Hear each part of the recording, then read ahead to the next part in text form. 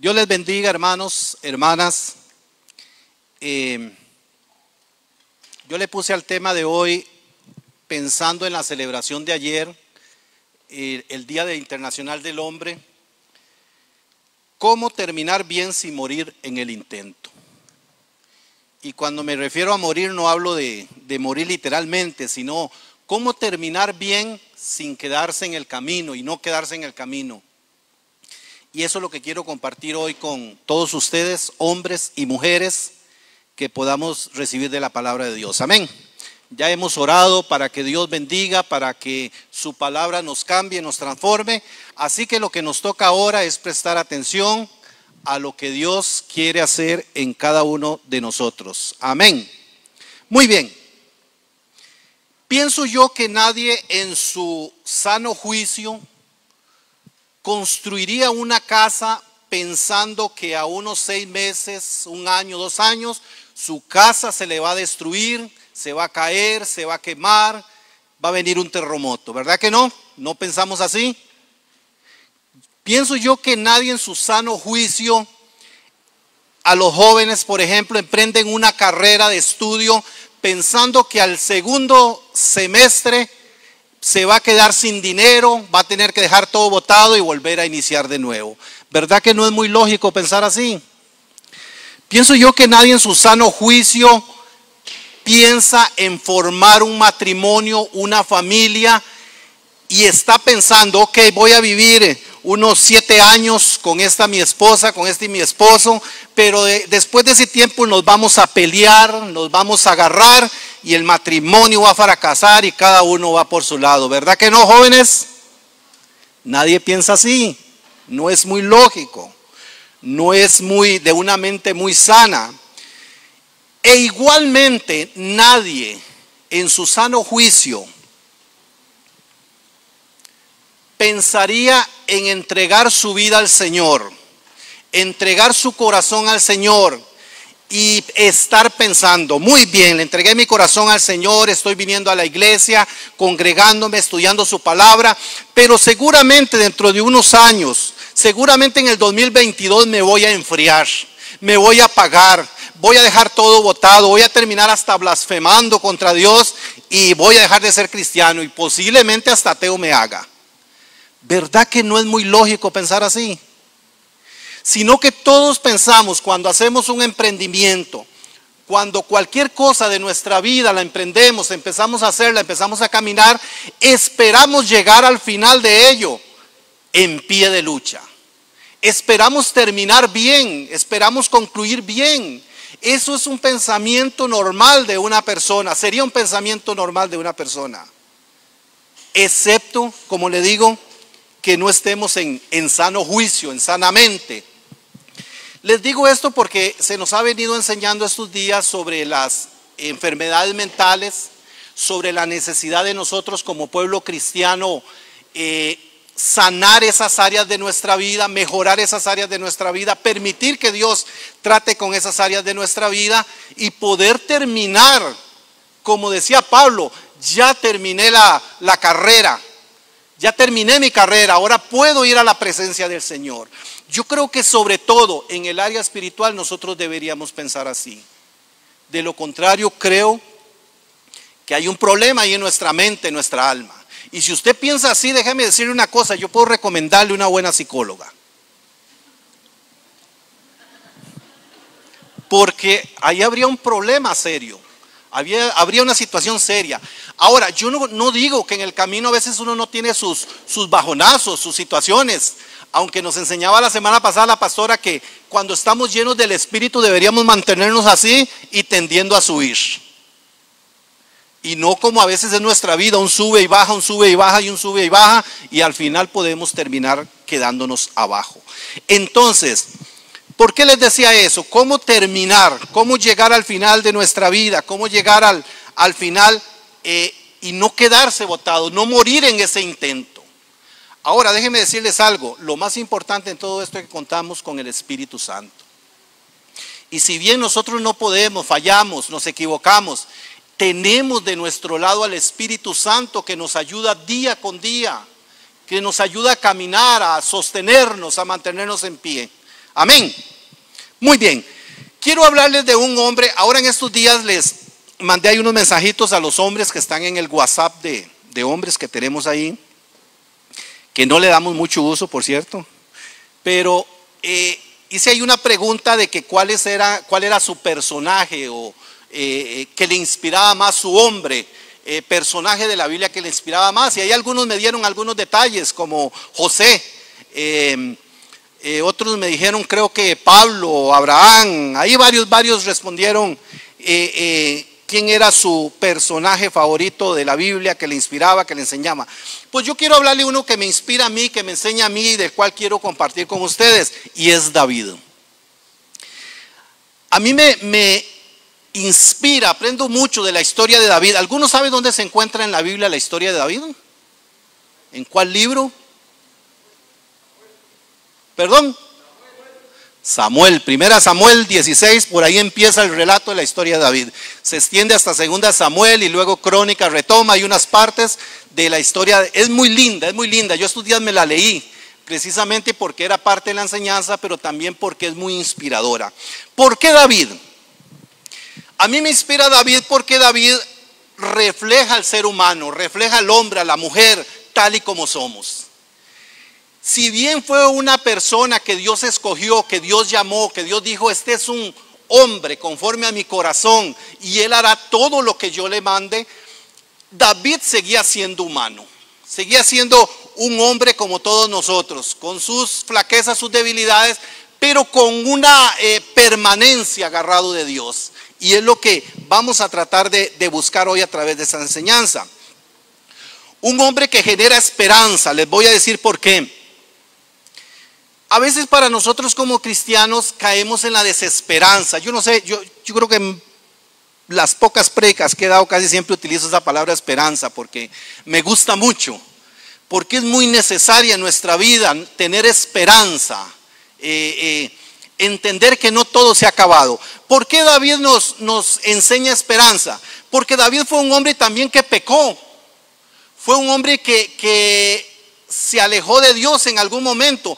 Pero la esperanza que él nos muestra a través de la palabra de Dios es que él podía regresar a Dios, podía volverse a Dios y Dios le retomaba. Eso nos da esperanza a cada uno de nosotros, que aun si hemos pecado al día de hoy, podemos volvernos a Dios, podemos levantarnos, podemos volver a ponernos en pie y seguir adelante y cumplir el propósito de Dios en nuestra vida. Eso nos enseña la palabra de Dios a través de David. Ahora, si bien David fue escogido siendo muy jovencito, como la edad de algunos de ustedes de acá, creo yo. No sé, pienso que debería tener unos de 16 a 20 años, una cosa así, porque dice que era muy joven.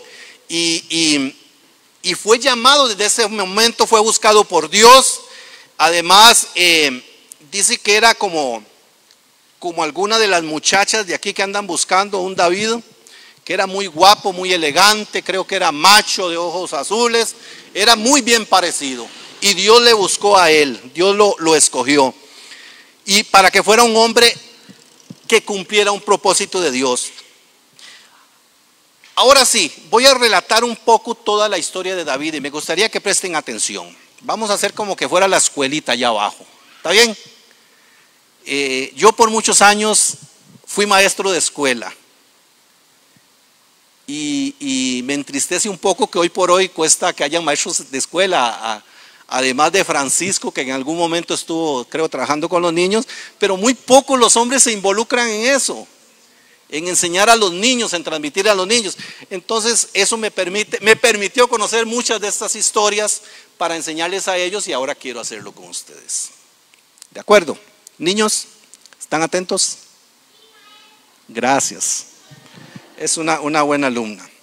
Muy bien, la historia comienza donde la dejó la pastora la semana pasada. ¿Recuerda de quién nos habló ella la semana pasada? Del rey Saúl, el primer rey de Israel. Saúl fue desechado por Dios porque se alejó de Dios, por todo lo que aprendimos la semana pasada, por todo lo dañada que estaba su alma, por todo lo que él hizo. Fue desechado por Dios, fue apartado del reinado. Aunque no se dio en ese momento, o sea, no fue quitado en ese momento, pero Dios ya había decretado una palabra sobre él. Ahí en ese momento entra en la película David. Todavía no es el rey David, solo David. David es escogido por medio de un profeta. ¿El profeta cuál, niños? Isaías, Jeremías, Samuel. El profeta Samuel fue el que Dios usó para escoger a David. Después de ese escogimiento de David, dice que era un joven que cuidaba las ovejas de su padre, era el encargado de cuidar el rebaño. Se da el suceso más conocido de David, que es cuando ¿qué? A estos niños que no. Mata a Goliat, enfrenta al gigante Goliat, una historia muy conocida y muy usada para representar cuando tenemos problemas muy grandes de frente y que debemos ir a vencerlos. Después de matar a Goliat, dice que fue llamado a servir al rey como músico. Después, parte de lo que se nos enseñó la semana pasada, el rey Saúl siente celos de él, empieza a perseguirlo, él termina huyendo, se esconde en cuevas, en otros pueblos, y dice que hay un grupo de hombres que terminan acercándose a él. Eran hombres desechados, eran hombres endeudados, eran hombres con problemas y terminaron uniéndose a David. Aún dice la escritura que con ese grupo de hombres él empezó a tener algunas batallas como guerrero que llegó a ser David, y Dios le respaldaba. ¿Qué más? Después de eso ya muere Saúl en una batalla y él es traído a Jerusalén y es nombrado rey. Creo que fue a Jerusalén, no recuerdo bien. Es nombrado rey en Israel. Siendo rey, también se da uno de los hechos más conocidos, o que a veces se usa mucho, que es cuando David comete adulterio, estando casado, teniendo esposas en ese entonces. Comete adulterio con una mujer que era casada, y no solo eso, sino que le manda un sicario al esposo de ella para que quedara libre. Manda al esposo a la guerra para que lo pongan al frente, lo maten, y él poder tomar a esa mujer también como esposa. Ese era David, pero era un hombre conforme al corazón de Dios. Entonces, ¿verdad que sí se parece a nosotros? Les digo esto por esta razón. A veces cuando nosotros crecimos aprendiendo de algunos hombres y mujeres de Dios y nos enseñaron a verlos como santos, que sí, la Biblia dice que son santos, pero lo veíamos desde cierta perspectiva que nos deja a nosotros sin posibilidad de imitar o llegar a ser como una persona de estas. Yo recuerdo que un compañero me decía, dice, él a veces conversaba conmigo sobre las escrituras, y me decía, pero es que esos hombres sobresalieron, eran como sobrenaturales. Y yo le decía, no, eso no es cierto, porque si eso es cierto, yo quedo desechado. Si es cierto que esos hombres eran, ¿cómo lo digo? Si estas personas de las que habla la Biblia eran seres sobrenaturales, y la Biblia me habla de seguir sus pasos, de seguir sus enseñanzas, de parecerme a ellos, yo quedaría desechado, porque estaría muy lejos de parecerme a una persona así, que no es natural, que no es humano, que no tiene debilidades, que no peca, que no necesita de Dios, que no necesita del Espíritu Santo. Sería un ser así del cual yo no podría calificar. Yo creo que no. Dice la palabra de Dios y enseña que eran hombres comunes, que eran hombres con tentaciones, que eran hombres que pasaban situaciones difíciles, pero eran hombres que estaban agarrados de Dios, y eso era lo que permitía mantenerse en pie. Y eso es lo que me permite a mí hoy verlos como ejemplo y poder seguir sus pasos. Muy bien, ¿qué más era David?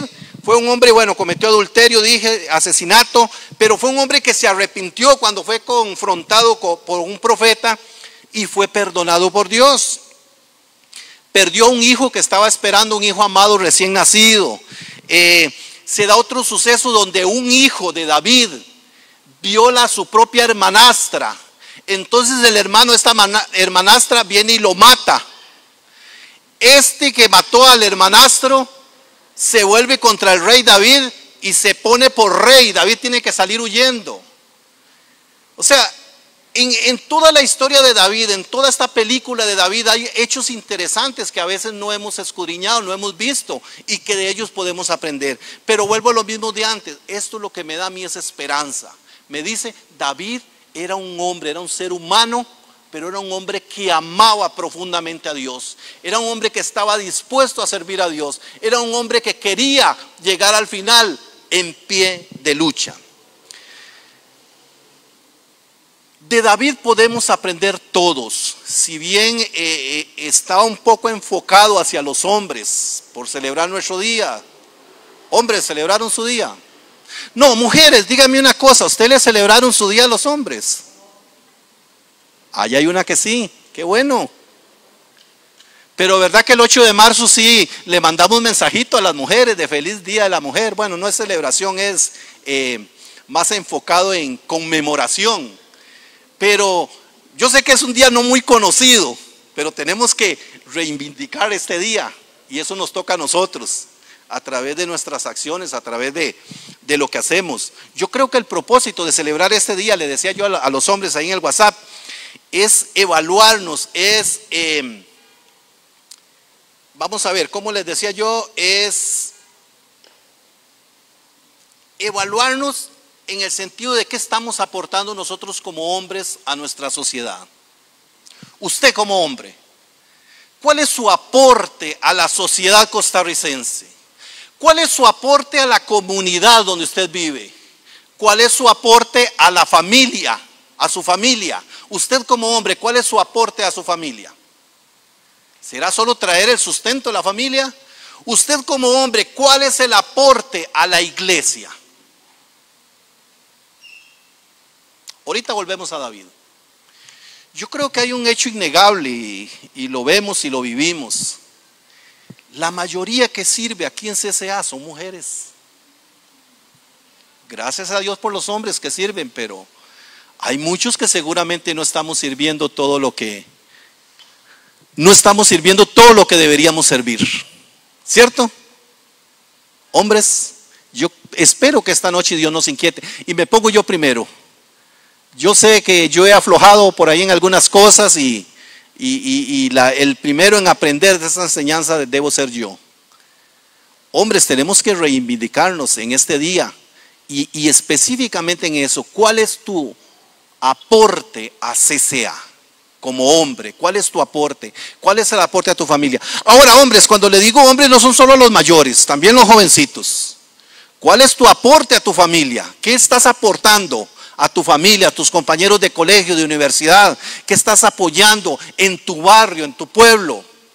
Esta celebración debería ser eso, para reflexionar en eso y para tratar de cambiar algunas cosas de esas que es necesario.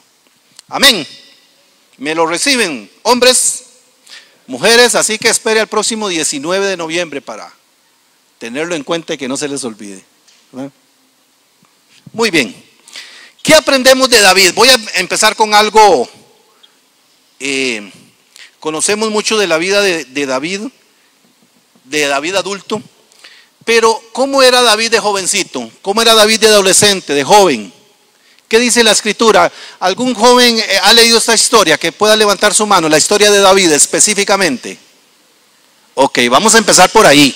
Va a buscar usted 1 Samuel 16 y va a empezar a leer de ahí en adelante y aprender de lo que David nos enseña. La palabra de Dios dice que David era un jovencito que encargado del rebaño de su familia. Era el encargado de cuidar las ovejas, lo que sustentaba, lo que generaba sustento para la familia. Era el encargado, porque dice la escritura que fue en algún momento llamado por su padre para enviarle quesos, comidas a los hermanos mayores. Él era el menor de 8 hermanos. Y fue traído por su padre para enviarle alimento a los hermanos mayores que estaban en guerra, que eran parte del ejército de Israel.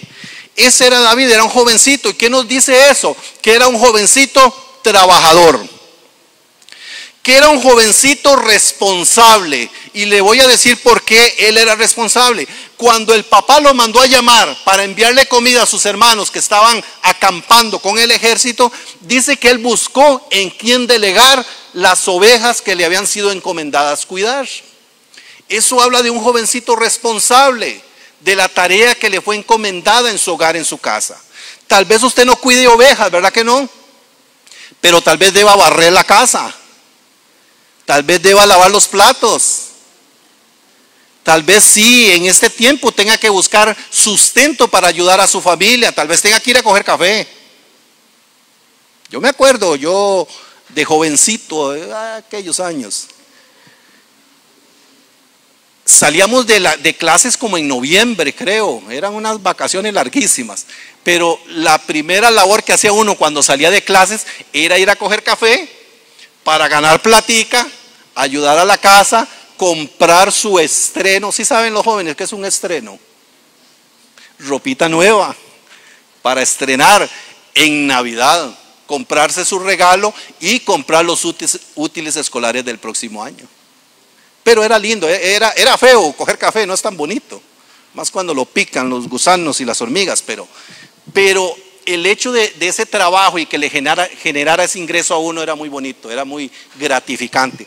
Pues este jovencito David era así. Ahora, no solo eso, no solo en esa área. Este joven David empezó a formar su carácter desde que era un jovencito. A veces nosotros creemos que la persona, voy a poner un ejemplo. A veces creemos que, se me olvidó el nombre, Héctor nació siendo cantante, así como canta de bonito y como nos guía aquí en la adoración. ¿Fue así, Héctor? ¿Desde la cuna ya cantaba? No. Pudo haber nacido con esa voz y cantante, pero tuvo que entrenarse para hacerlo. Tuvo que aprender a afinar, tuvo que aprender a escuchar la música, a saber guiarse por la música. A veces nosotros creemos que la gente son lo que son por arte de magia. Bueno, pueda que algunos sí, pueda que Dios haga sus milagros, pero no funciona así. David no mató a Goliat porque era muy hábil por sí solo, por arte de magia.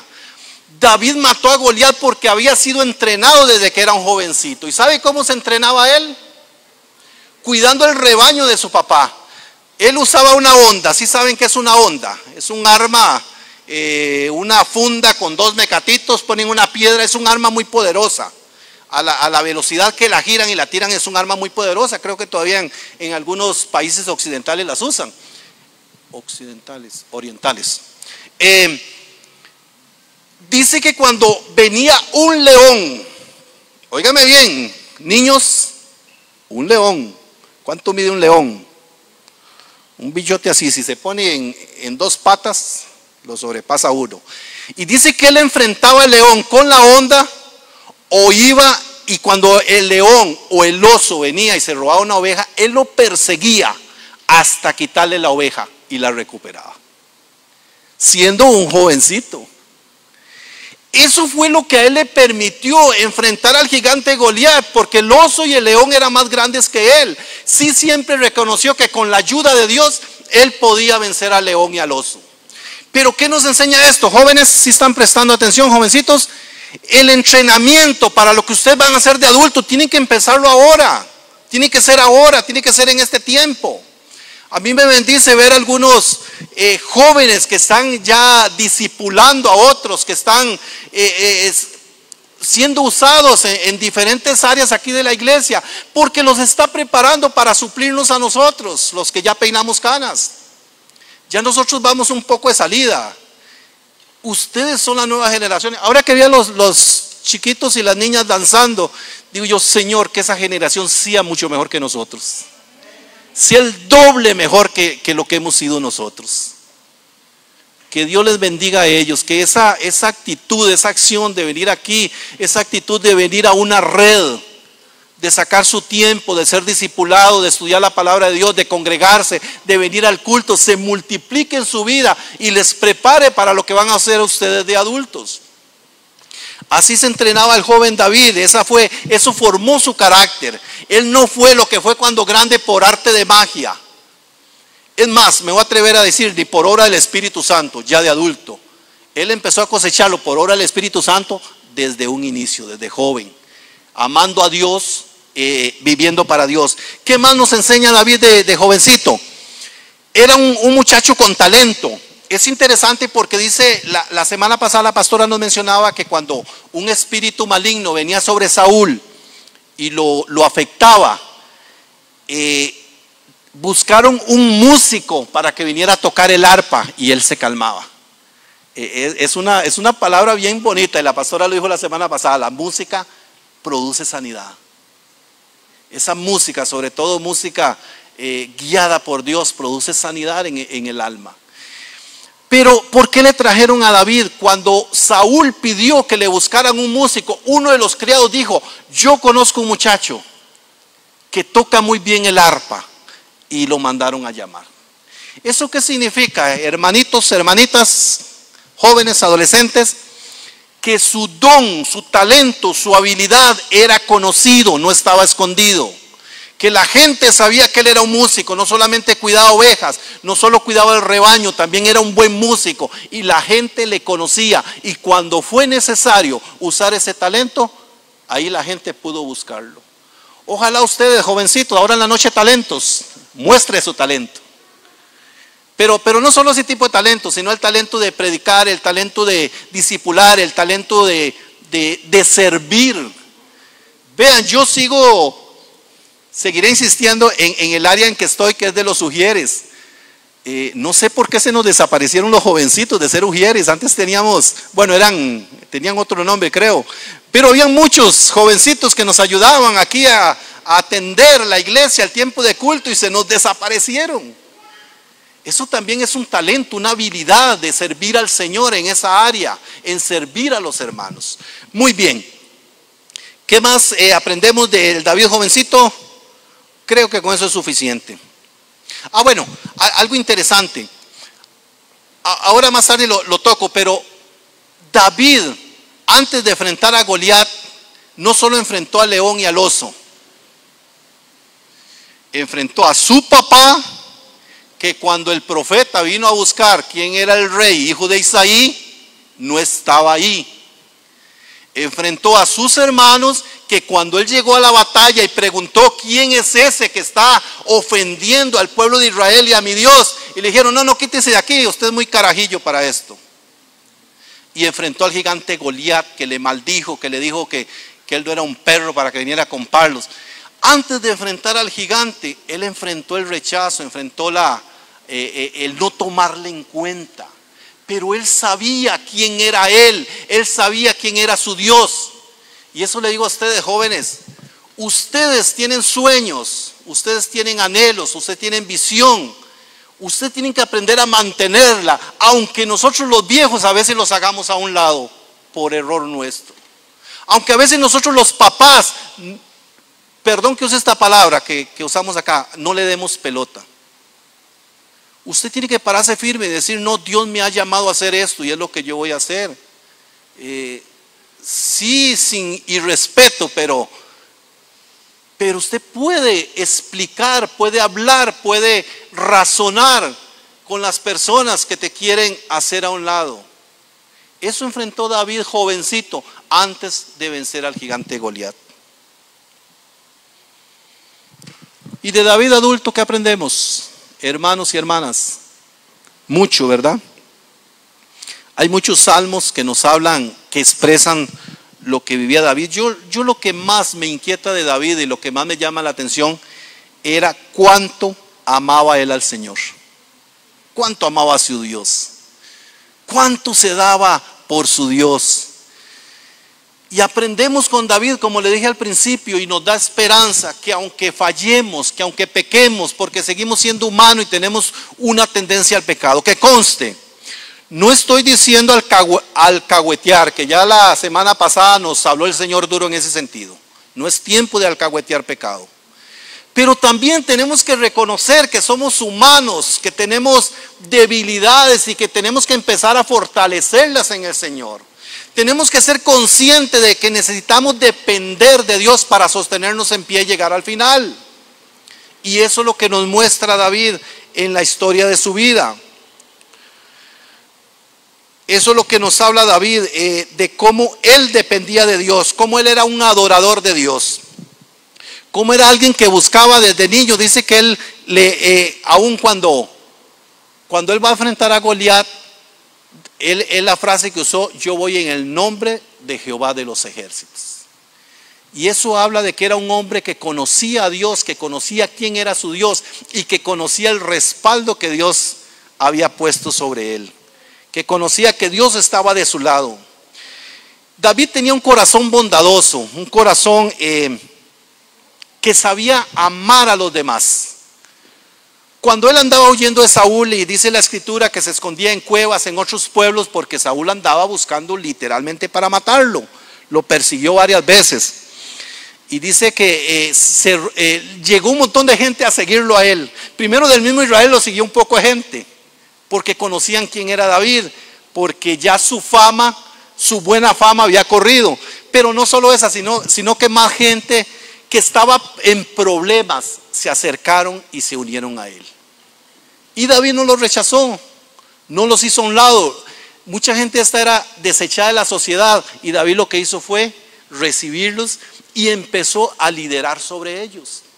Empezó a enseñarles a ellos y formó un grupo, un escuadrón que caminaba con él, se movía con él, y cuando llegaban a un pueblo y tenían que pedir permiso al rey para entrar y quedarse ahí, ese grupo de gente le seguía, le respondía a David. Pero era un hombre que sabía amar a los demás. Era un hombre que se rodeó de gente. Era un hombre que hay un pasaje muy bonito, si gustan buscarlo, para buscar un pasaje por lo menos. No, ahora al final vamos a leer unos cuantos pasajes, pero en 1 Samuel 22 hay varios pasajes donde dice que Saúl, después de tener una batalla, haber ganado una batalla, creaba un canto, escribía un canto y pedía que fuera enseñado al pueblo de Israel. No solo en las buenas, también en las malas. Cuando muere el rey Saúl y su hijo Jonatán, que era muy unido a él, también crea un canto de dolor. Igualmente pide que en todo Israel sea cantado. Y eso habla de que David era un adorador, era un hombre que creaba cantos para Dios. Y yo me ponía a pensar, hermanos, hermanas, a veces nosotros usamos esta expresión en medio de una adoración de cantar cántico nuevo. Pero yo me puse a pensar, ¿por qué en la casa nosotros no podemos cantar una canción nuestra propia? Digo en la casa porque seguramente en otro lado no lo haríamos. Pero mientras te estás bañando, ¿por qué no le cantas una canción al Señor propia? Y le dices: Señor, gracias porque me pude vender la microbús, Señor. Ahora dame un carro mejor, Señor. Y le canto una canción a Dios de mi propio corazón, de mi propia situación. ¿Por qué no cantarle al Señor: Dios, gracias por el hijito que me has dado?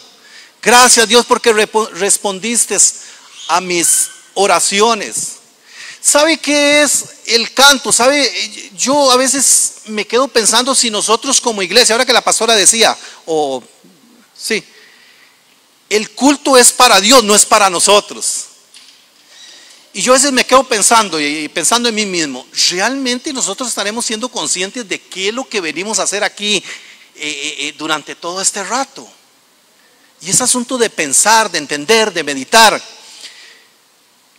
¿Por qué los evangélicos, por qué los cristianos, por qué los seguidores de Dios cantamos? Usted sabe que un canto es una oración con melodía. Usted sabe que un canto, ahora que cantaban esta canción última, creo que era, de hecho no nos toca a nosotros cantar, no sé por qué la cantamos, pero no deberíamos cantarla porque es una canción hacia nosotros, que dice que el Señor vendrá con un ejército a buscarnos. Esa canción yo creo que es para ponernos allá a meditar y sentir esa búsqueda de Dios de cada uno de nosotros como la oveja perdida. Al final terminamos cantándola y no es que esté mal, pero realmente es un canto hacia nosotros. Dios diciéndonos: escuché tu suspiro, estoy escuchando tu dolor, tu temor, y he enviado un ejército a rescatarte, a buscarte. Es sembrando esa palabra en nuestro corazón, esa confianza, esa esperanza. El canto es una oración, es un hablar con Dios con melodía. Y yo a veces me extraño de por qué a nosotros nos cuesta a veces entrarle al asunto. Nosotros como congregación ahí, los de aquí sí, yo los felicito porque esta gente a mí me inspira, me mueve a adorar a Dios. Nana, Oscar y todo el equipo. Dios los usa tremendamente. Pero a veces nosotros que estamos al lado allá, yo creo que tenemos que entender, tenemos que emplear la mente, el entendimiento y decir, este es mi tiempo para hablar con Dios con melodía. Eso es cantar, eso es adoración, eso es alabanza. Eso era lo que hacía David, era una característica de David, era un adorador constantemente, en todo momento. Por eso los salmos, la mayoría de los salmos, hablan como un canto a Dios, y eran cantos que se usaban en el culto a Dios de ese tiempo. Porque él era un adorador. Eso es parte de la característica de David, que nosotros tenemos que aprender a ser adoradores. A veces pensamos que los adoradores son ellos que están arriba. Yo no. Pero no es así. Ellos lo que hacen es guiarnos en la adoración, pero el adorador tengo que ser yo. Muy bien, ¿qué más es David? ¿Qué más nos enseña David?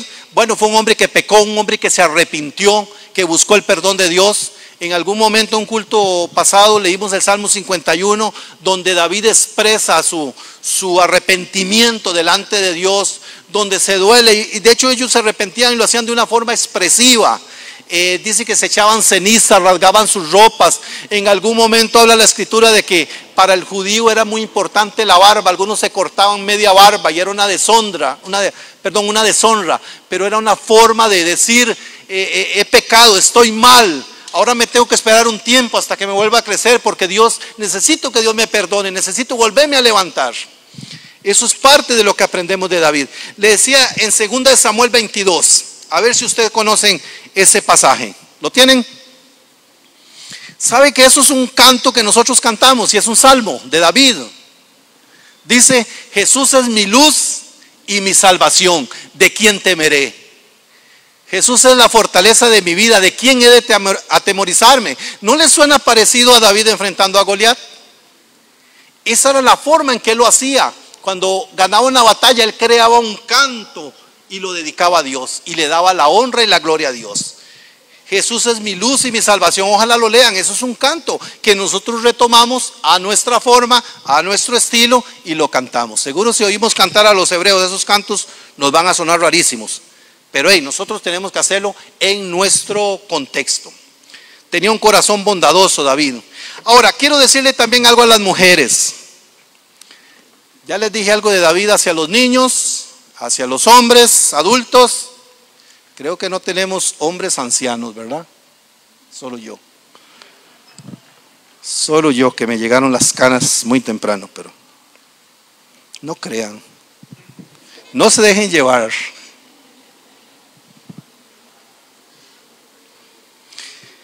Quiero decirle algo a ustedes, mujeres, basados en el texto de David. Hay un hecho interesante que sí se ha mencionado en algunas prédicas. Cuando David es nombrado rey de Israel, los filisteos habían robado el arca de Dios y se la habían llevado para Filistea. Cuando David es nombrado rey, enfrenta una batalla con ellos para recuperar el arca y traerla a Jerusalén. Cuando la traen a Jerusalén, en ese proceso, cuando ellos están entrando a Jerusalén, David expresa una emoción tal de haber traído la presencia de Dios a Jerusalén, que dice que él empieza a danzar con todo el pueblo de Israel. Empieza a danzar delante del arca. El arca es símbolo de la presencia de Dios. Pero era tan emocionante para él, era tan importante la presencia de Dios, el arca de Dios, que dice que él empieza a danzar. Y si ustedes recuerdan, en ese tiempo no usaban jean, usaban túnicas. El asunto dice que él danzó tanto que se le vieron los pañales. Y había una mujer ahí, esposa de David, hija de Saúl, que se llamaba Mical. Dice que Mical estaba viendo por una ventana, esperó todo el suceso que pasara. Cuando David llegó a la casa a bendecir a su familia, dice que primero bendijo a todo el pueblo, hicieron sacrificios, fue todo el fiestón. Cuando él llega a la casa a bendecir a su familia, ella le sale al encuentro y le dice que la avergonzó, que como un rey se va a poner en esas fachas. Que como un hombre como él, ungido de Dios, se va a poner en esas. Y lo que quiero decirle de mujeres no es que ustedes hagan eso, no. Es que tenemos que aprender algo de esto en relación al Día del Hombre. Me vuelvo acá a las mujeres esposas, mujeres madres, mujeres hijas, jovencitas. Ayudemos a los hombres. Hay un concepto equivocado que se ha sembrado en nuestra sociedad, un estereotipo equivocado. Por un lado, recuerde que en día atrás se nos dio duro con el asunto del machismo y con sobrada razón, porque venimos arrastrando eso en nuestra sociedad. Pero se le empieza a enseñar a las jovencitas desde pequeñas, desde nuevitas, el príncipe azul. De que el hombre es el conquistador, el héroe, y que ellas son las víctimas, y es un error, de que ellas son las débiles, de que ellas son las tiernitas, y sí tienen todo, de todo eso, pero crea una realidad falsa en las mujeres a veces hacia los hombres, creyendo que los hombres somos súper poderosos. Y a veces terminan enseñándonos tanto eso, que cuando nosotros no podemos cumplir ese parámetro que nos dan, nos crean frustración a nosotros. Cuando nos enseñaron desde pequeños que nosotros como hombres, como dicen los psicólogos, nos castraron las emociones y no podemos llorar, ¿cómo se nos dificulta a veces venir aquí a un culto y llorar aunque queramos? Nos da vergüenza, es cierto. Porque nos enseñaron a no mostrar las emociones como hombres. Y yo quiero decirles, mujeres, ayúdenos, entiéndanos. Somos tan débiles como los más débiles. Tenemos errores. A veces el parámetro, como le digo, es tan alto que nosotros mismos queremos cumplirlos porque así nos fue metido en la mente y es un área de la mente que tiene que ser sanada. Son, ¿cómo era, pastora? Estructuras. Son estructuras que nos fueron enseñadas. Y hoy por hoy nosotros mismos estamos lidiando con eso porque queremos ser el proveedor de la familia, pero resulta que ya los hombres hoy en día no somos los proveedores porque las mujeres también trabajan. Entonces a veces nos crea un conflicto interno que no sabemos manejar. Ya les dije, yo les puedo recomendar una buena psicóloga. Mujeres, no seamos como Mical. Todo lo bueno de David de aquí para atrás lo borró con un bailecito. Todo lo bueno de David que había hecho, que había levantado, se cayó con el baile de David, con la danza de David que él estaba haciendo para Dios. Entonces, no es que solo aplica para ustedes, también nos aplica para nosotros, porque a veces los criticones somos nosotros hacia nuestras esposas, hacia nuestras hijas. Pero déjenme aprovecharme, ya que estos días atrás nos dieron durito a nosotros. Déjenme aprovecharme y decirle a ustedes, mujeres, ayuden a sus esposos. Hijas, hijos, ayuden a sus padres. Sus padres no son perfectos. Y no tiren abajo todo lo que han sido sus padres por un error. Ahora, no digo que alcahuetee el pecado de sus papás, de los hombres. No es eso. Pero sí cometemos errores porque ya traemos a enseñanzas impregnadas en nosotros, formadas en nosotros. Ayúdenos. Compréndanos, entiéndanos, hablen con nosotros, expresen y posiblemente eso nos va a ayudar. Esposas, hablen con sus esposos, no le tiren abajo todo lo bueno que ha sido por un errorcito que cometió. Y no digo errores de otro tipo, eso no le perdone, no, sí perdone, pero no le aguante. Me explico. Hay errores que cometemos nosotros que necesitamos de su ayuda. Somos humanos, somos hombres de carne y hueso y necesitamos, además de la ayuda del Espíritu Santo, la ayuda de todos los que nos rodean. Y en ese caso les digo a ustedes, mujeres, esposas, madres, hijas, hermanas, ayúdenos, compréndanos. No somos poderosos. Yo sé que ustedes lo saben. Yo sé que de sobradamente lo saben. Yo sé que mi esposa de sobra lo sabe. Pero a veces nosotros no la hemos creído y a veces lo que necesitamos es ayuda para mantenerlos en pie y terminar bien. Ya, las dejo en paz, mujeres. Está bien. Espero que me lo hayan recibido. Era para desquitarme un poquito, pastor. No, yo admiro mucho a las mujeres. Aquí en CCA las admiro. Como les dije, no es un secreto de que el mayor trabajo que se hace aquí en CCA realmente se hace por mujeres. Y la verdad nos están dejando botados y es hora de replantearnos, de hacer, de actuar, de espabilarnos, y no sé cuántas palabras más podríamos decir. Muy bien, termino con esto, 4 puntos rápidamente. ¿Cómo cuidar la mente? Yo no sé si estaban poniendo ahí, no, nada. ¿Cómo cuidar la mente? Lo que se nos ha venido enseñando en este tiempo, en estos días, es sobre la sanidad de la mente. Quiero que busquemos un pasaje en Filipenses 4, 6, 8, todos por favor. Es un pasaje muy conocido y que lo podamos leer para aprender ahí. ¿Lo tienen? Filipenses 4, 6. Amén, amén, amén, amén. Dice la palabra de Dios: no se preocupen por nada, en cambio oren por todo. Díganle a Dios lo que necesitan y denle gracias por todo lo que Él ha hecho. Así experimentarán la paz de Dios que supera todo lo que podemos entender. La paz de Dios cuidará su corazón y su mente mientras vivan en Cristo Jesús. Y ahora, amados hermanos, una cosa más para terminar. No yo, está diciendo Pablo. Concéntrese en todo lo que es verdadero, en todo lo honorable, en todo lo justo, en todo lo puro, en lo bello, en lo admirable. Piensen en cosas excelentes y dignas de alabanza. Le menciono 2 cositas. Número 1, cómo cuidar la mente, cómo mantener la mente. Lo primero es hacer higiene mental. Así como cuidamos nuestro cuerpo en el asunto de la higiene, la mente también tenemos que echarle alcohol gel, tenemos que echarle jaboncito, tenemos que sacarle todos los virus que tenga. Pero es interesante porque lo que dice la palabra de Dios es: no se preocupen, no se estresen. Yo mismo tuve que aplicar este pasaje porque estaba bien estresado con esta enseñanza. Es que era que sí le preocupa a uno pararse aquí y saber que es de mucho valor lo que se hace aquí. Y a veces uno siente como que Dios, ayúdame. Pero tuve que decirle: Dios, no me voy a preocupar, que tu Espíritu Santo haga en ellos. Ni siquiera yo cuento. Aquí es: Señor, toque sus corazones, háblanos y que tu Espíritu Santo se manifieste en nosotros. Pero lo interesante es que dice: no se preocupen. Ahora, no se preocupen no es como la frase, como es: don't worry, be happy. No es ese dicho, no es no se preocupe, tranquilo, viva feliz. No.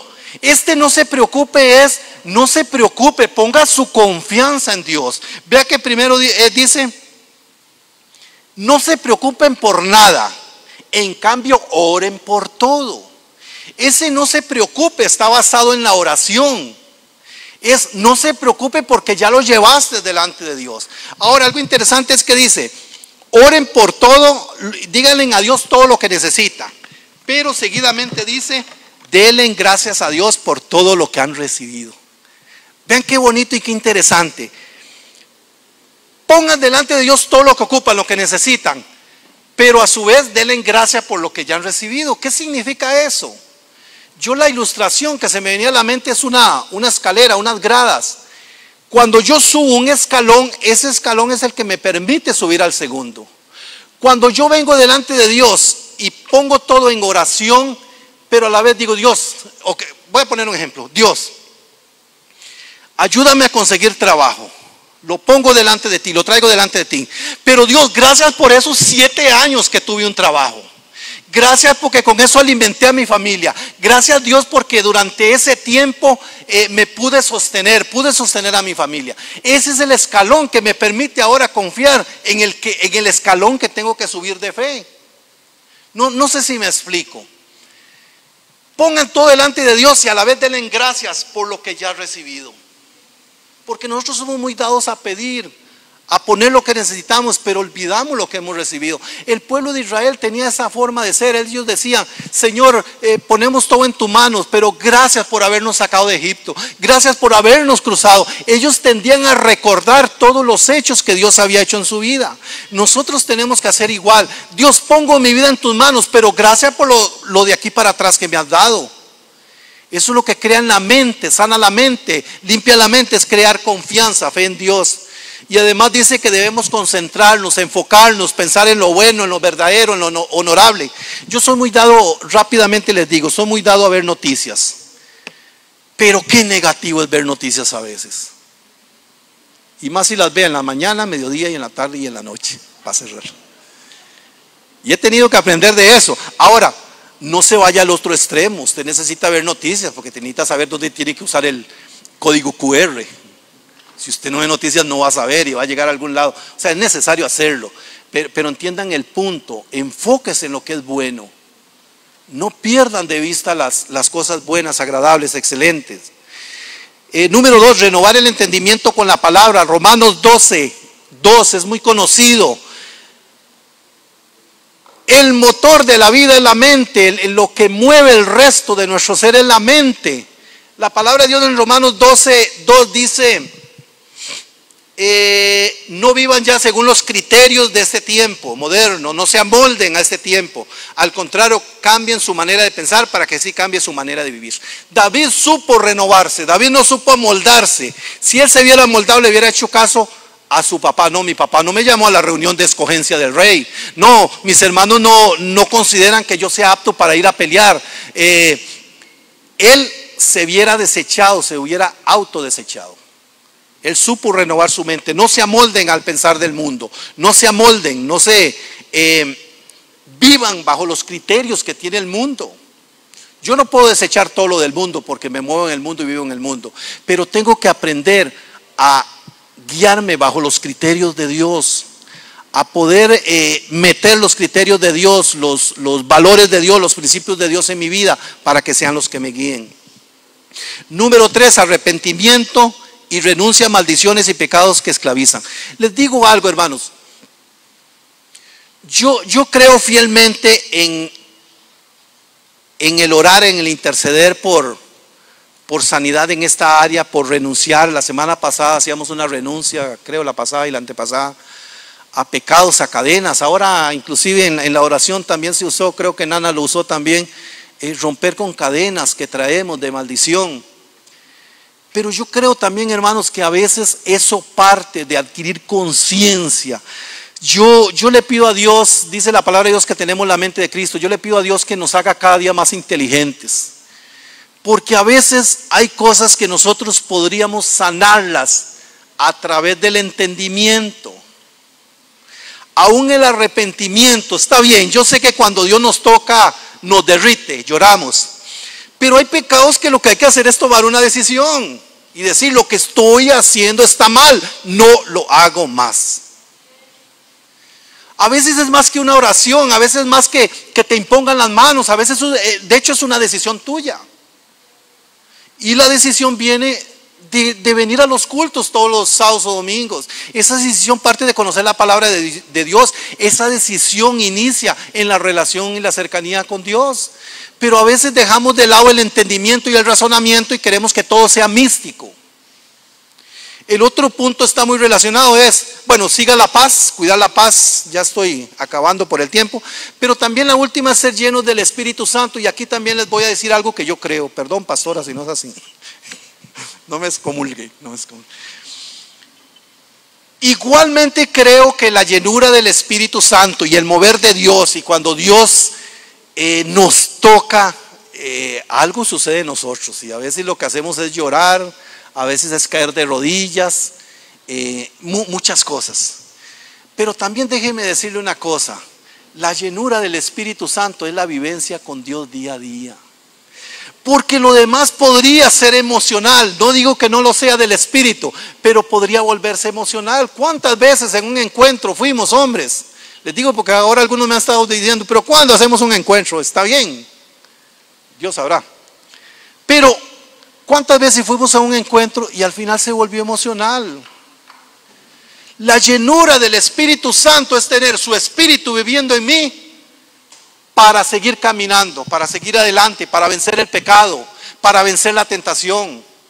Yo creo mucho, tal vez es porque yo soy muy racional, pero me parece que así lo enseña la palabra de Dios. Nosotros a veces le atribuimos o queremos que la experiencia con el Espíritu Santo sea un poco mística, y a veces creemos o podríamos parecernos más a a esta gente vudú y a esta gente que toman drogas y vean si es así. Les voy a reforzar lo que yo digo. Pablo era tomado por el Espíritu Santo y fue llevado al tercer cielo. Yo creo que si hubiera sido nuestros días, ya y caemos en un trance y no sé qué pasará. Pero Pablo viene, regresa y él recuerda todo lo que pasó y lo escribe y lo manda en la carta a los discípulos, a los apóstoles. Entonces yo entiendo, ellos eran llenos del Espíritu Santo, pero ellos no perdían su entendimiento, su razonamiento ligado a la palabra de Dios. Yo creo, hermanos, que está bien, podemos orar, podemos ministrarte, eso es bíblico, la palabra de Dios dice, impongan las manos sobre otros y serán sanados y serán llenos del Espíritu Santo, pero también no podemos dejársela solo a ese hecho. La llenura del Espíritu Santo tenemos que adquirirla nosotros día con día, y no es solo hablar en lenguas. Es también dejar el pecado, es también renunciar a las cadenas, es también sanar nuestra mente. Eso es ser lleno del Espíritu Santo. Dice la palabra de Dios en Hechos que fueron llenos del Espíritu Santo y iban por todo lado predicando. Esa fue una de las manifestaciones más poderosas de que alguien era lleno del Espíritu Santo. Seguramente yo soy el que más necesito eso. Eran llenos del Espíritu Santo y empezaban a predicar la palabra de Dios. Hermanos, termino con esto. David es un ejemplo para nosotros.